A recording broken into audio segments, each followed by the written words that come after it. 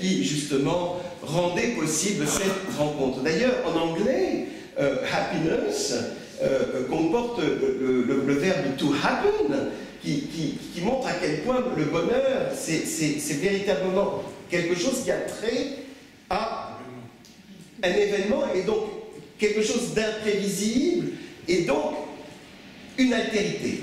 Une altérité que l'on ne peut pas maîtriser. Quelque chose qui vient vers soi, qui arrive, et c'est de cela qu'il est question avec ce bonheur. Le problème, c'est que le monde a changé. Le monde a changé, nous ne sommes plus dans l'univers de l'harmonie de l'homme avec la nature, où il suffisait à l'homme de se conformer à la nature pour en quelque sorte trouver les aliments de son bonheur. Non, il n'y a rien dans le macrocosme, et Freud dira rien non plus dans le microcosme, qui prédispose au bonheur. Rien. C'est tout l'enjeu du malaise dans la civilisation de Freud, c'est de montrer que les conditions de la modernité ne peuvent plus permettre à l'individu de se sentir bien et en harmonie avec le dehors, mais que justement la psychanalyse est là pour dire que ce n'est pas pour autant qu'il se retrouvera bien avec lui-même, puisque justement il est lui-même pris dans une division fondamentale qui l'aliène à lui-même et qui le met aux prises avec quelque chose que Lacan appelle la chose innommable. Et cette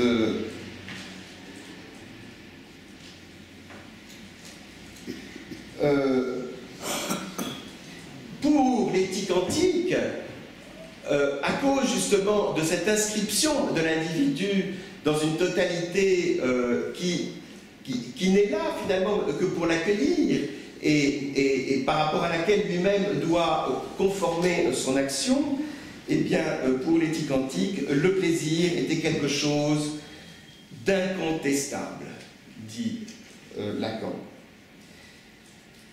Après Freud, ce plaisir est radicalement contestable.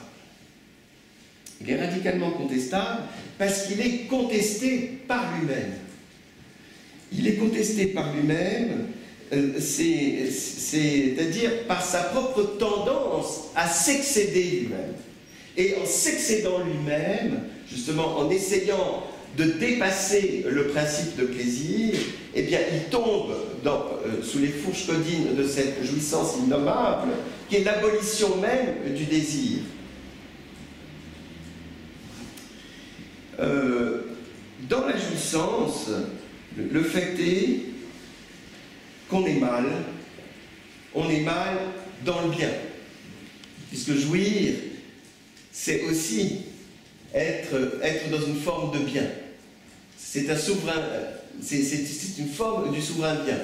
Jouir en tant que au-delà du principe de plaisir. Et c'est ce mal, être mal dans le bien, est le problème qui touche l'éthique dès lors qu'elle est vue par la psychanalyse. Alors, ce que relève aussi Lacan, c'est que le plaisir, tel qu'il est pensé par Aristote, eh bien, se réfère toujours à un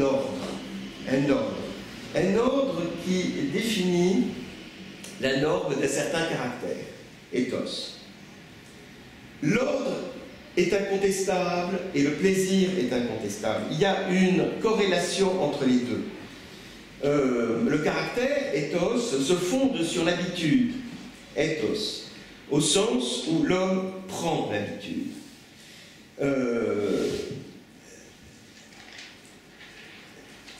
Cet ordre indexe la problématique éthique sur le contexte politique.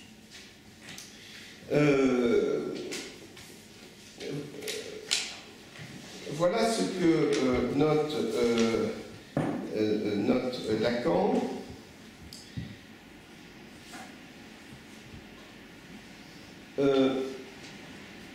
il parle d'un ordre ou un bien qu'il faut bien rassembler dans la perspective logique et celle d'Aristote en un dernier terme, en un souverain bien, qui est en quelque sorte le point d'insertion, d'attache, de convergence de quelque chose où cet ordre particulier s'unifie dans une connaissance plus universelle, où l'éthique débouche dans une politique, au-delà de cette politique, dans une imitation d'un ordre cosmique.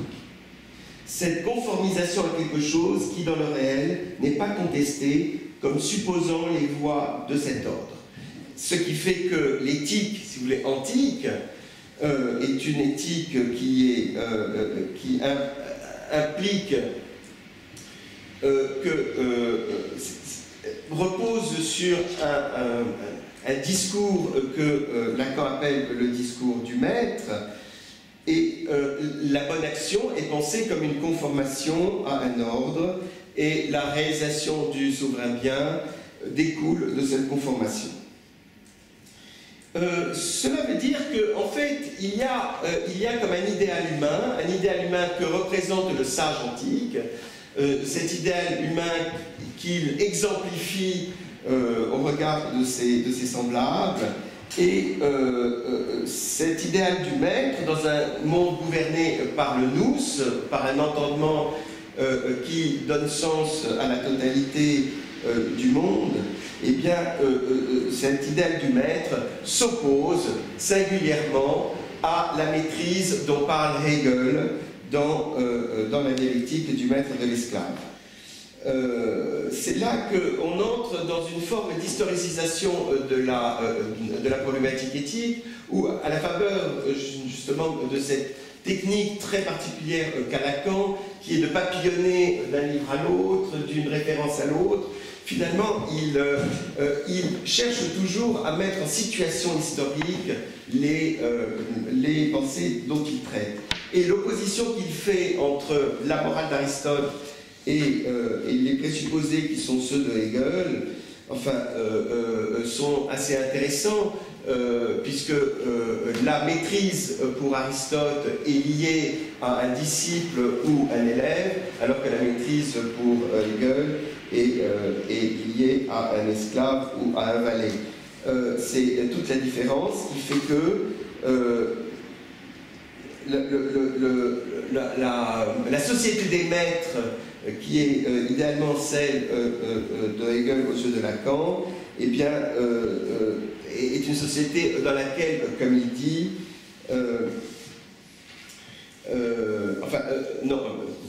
la société des maîtres, qui est celle d'Aristote aux yeux de Lacan, est celle dans laquelle, comme il dit, chaque maître semble devoir tirer son épingle du jeu du travail. D'où cette société de maîtres qui est fondée sur une oisiveté. Alors, là,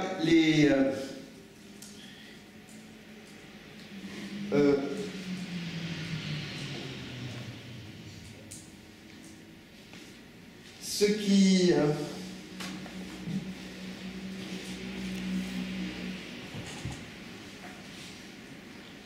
pour revenir à la question du rapport entre le bien et le plaisir,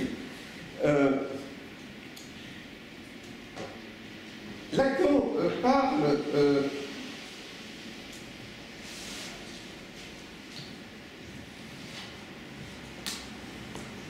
pose une question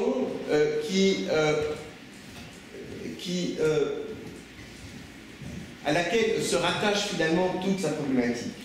La question est la suivante. Pourquoi, après tout, a-t-il fallu que toujours les éthiciens reviennent à ce problème énigmatique du rapport du plaisir avec la définition de ce qu'on peut appeler le bien dernier, dans ce qui oriente, dirige l'action humaine en tant que réaction morale? Pourquoi toujours revenir à ce même thème du plaisir?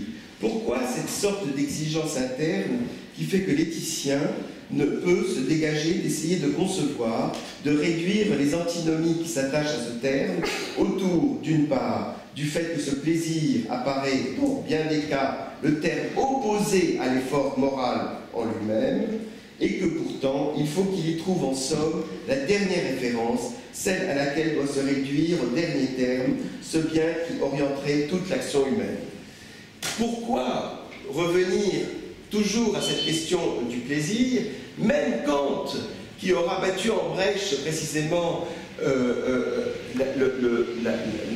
la corrélation entre vertu et bonheur, est obligé de postuler, comme un postulat de la raison pratique, l'accession du sujet à ce bonheur futur que pourrait lui apporter l'immortalité de son âme. Donc, pourquoi faut-il toujours que ce plaisir soit au cœur de la problématique éthique? Il en va de même de la problématique éthique qui a eu le plus d'importance après Kant, qui est l'utilitarisme. Alors, l'utilitarisme, Lacan en parle en termes de pinceau. Il dit qu'il a dû se farcir Jeremy Bentham pour comprendre finalement ce dont il s'agissait avec cette idéologie. Et ce dont il s'est rendu compte, c'est que loin que l'on pense que l'utilitarisme et la notion d'utilité conforte l'égoïsme humain, il n'est pas possible de penser cet égoïsme humain sans altruisme, et que précisément l'utilitarisme est une doctrine morale qui tient compte justement du maximum de bien pour le plus grand nombre. Et si le plus grand nombre intervient dans la définition du bien, c'est précisément parce qu'il s'agit essentiellement du plaisir que l'on ne peut obtenir finalement que par rapport au fait que les autres l'obtiennent aussi bien que moi. Or, cette logique est celle du plaisir, mais ce n'est pas du tout celle de la jouissance. La jouissance a cette particularité, c'est qu'elle exclut, pour s'imposer, elle exclut la jouissance d'autrui. Jouir passera jusqu'au fait que je priverai autrui des biens dont je jouirai. C'est cette logique, si vous voulez, qui est c'est cette dynamique-là qui est inhérente à la problématique de la jouissance. Et cette problématique permet de déboucher sur une question qui, pour Lacan, est la question centrale de l'éthique, de la problématique éthique. C'est celle qu'il appelle la question de la jouissance de l'autre. Alors, la question de la jouissance de l'autre, c'est une question qu'il aborde à travers Kant. Il aborde cette question à travers Kant, et c'est précisément pour montrer que cette question de la jouissance de l'autre, elle est prise en compte par Kant, mais qu'elle est prise en compte par Kant à la condition que l'on puisse lire Kant de manière inversée à travers la parodie de la morale kantienne, qui est l'éthique sadienne. D'où le fameux texte de Lacan qui s'appelle Kant Alexandre. Alors, de quoi s'agit-il? Je vais aller très très vite.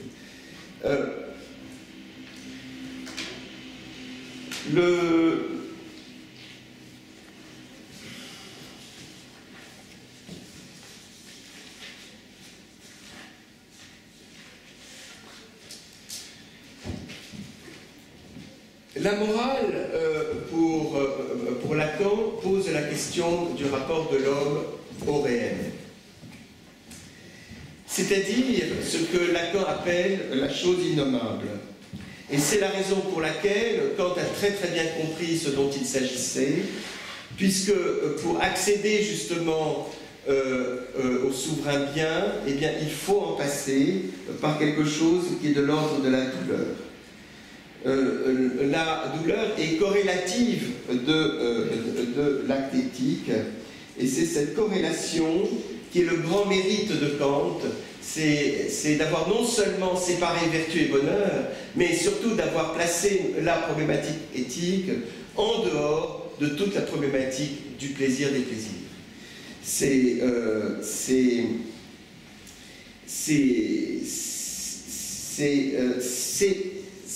la loi morale, en quelque sorte, exige du sujet quelque chose que le sujet étant lui-même pris dans son caractère pathologique, c'est-à-dire sensible, ne peut pas absolument affronter comme tel. Donc il y a en quelque sorte une exigence qui est portée sur l'être sensible du sujet, et cette exigence est impérative, elle est absolument catégorique, et elle est au sens même où tu dois, même si tu ne peux pas. Tu dois, même si tu ne peux pas. Donc, le grand mérite de Kant pour Lacan, c'est d'avoir retiré la problématique éthique et l'obligation de ce qui avait toujours été son cadre depuis l'Antiquité, c'est le cadre de la possibilité. Ce qu'on devrait faire, rester pour la morale traditionnelle de l'ordre du possible.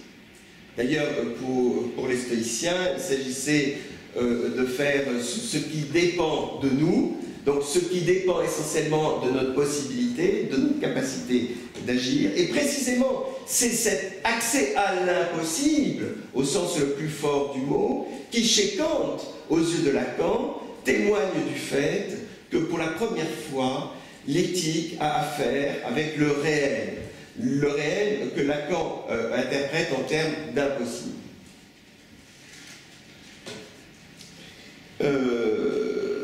Donc le mérite revient à Kant, mais Kant a la condition de le voir dans tout ce qu'il y a chez lui de douloureux, si vous voulez, une imposition absolue dont la structure va se retrouver chez Sade. Sade forme en quelque sorte pour Lacan une anti-morale kantienne. Une anti-morale au sens où, finalement, pour Sade, on pourrait même prendre le décalogue et l'inverser complètement. Tu mentiras, tu blasphémeras, tu tueras, bon, d'accord. Donc, cette anti-morale chez Sade ne veut pas dire pour autant qu'il n'y a pas d'éthique sadienne. Cette anti-morale fait qu'il y a une éthique sadienne au sens où, précisément, ce que l'impératif catégorique sadien existe. Alors, l'impératif sadien existe et Lacan s'amuse finalement à lui donner une forme. Alors, il se modèle évidemment sur la formulation kantienne, et voilà ce qu'il dit. « J'ai le droit de jouir de ton corps, peut me dire quiconque, et ce droit, je l'exercerai sans qu'aucune limite m'arrête dans le caprice des exactions que j'ai le goût d'y assouvir. » Cette impérativité, si vous voulez, ce qui intéresse Lacan, c'est que dans la formulation, si vous voulez, de cet impératif, il y a quelque chose qui ressemble à la formulation kantienne. C'est non seulement le fait que c'est une imposition absolue, donc j'ai le droit de jouir de ton corps sans aucune limite, mais comme le formule Lacan, il dit « peut me dire quiconque ». C'est comme si l'autorisation, si vous voulez, de rendre son désir conforme à cette loi venait d'un autre. Et c'est exactement ce dont il est question dans l'impératif catégorique et la loi morale kantienne, qui est donné comme un « agit de telle sorte que », et dont, pour Lacan, Kant n'est pas assez honnête pour reconnaître qu'en fait, il s'agit de la jouissance de l'autre qui est en jeu. C'est l'autre qui impose à soi d'agir ainsi. Mais l'autre, il est présenté comment? Il est présenté comme la voix de la conscience. Un autre intime à soi-même. Un autre qui est celui qui, comme moi-même, mais qui n'est pas tout à fait moi-même, mais qui en quelque sorte me parle et qui me dit « agis de telle sorte que ». Mais cette altérité, si vous voulez, pour Lacan, et la manière dont Kant n'a pas pu faire autrement que de placer l'injonction morale absolue sous le chef d'une altérité qui va imposer à la conscience d'agir ainsi, eh bien, cette forme d'altérité est le signe même de ce qui se joue dans la loi morale kantienne, c'est la jouissance de l'autre. C'est l'autre qui jouit précisément de m'imposer de faire cela. Or, dans la parodie sadienne, si vous voulez, cet artifice de la conscience morale, qui est l'autre en soi, et le soi à l'écoute de l'autre en soi, eh bien, tout ça vole en fumée, si vous voulez, et le véritable révélateur que jette la lecture de l'œuvre de Sade sur la critique de la raison pratique, c'est précisément de montrer à quel point, dans la loi morale elle-même, il retourne de la jouissance de l'autre.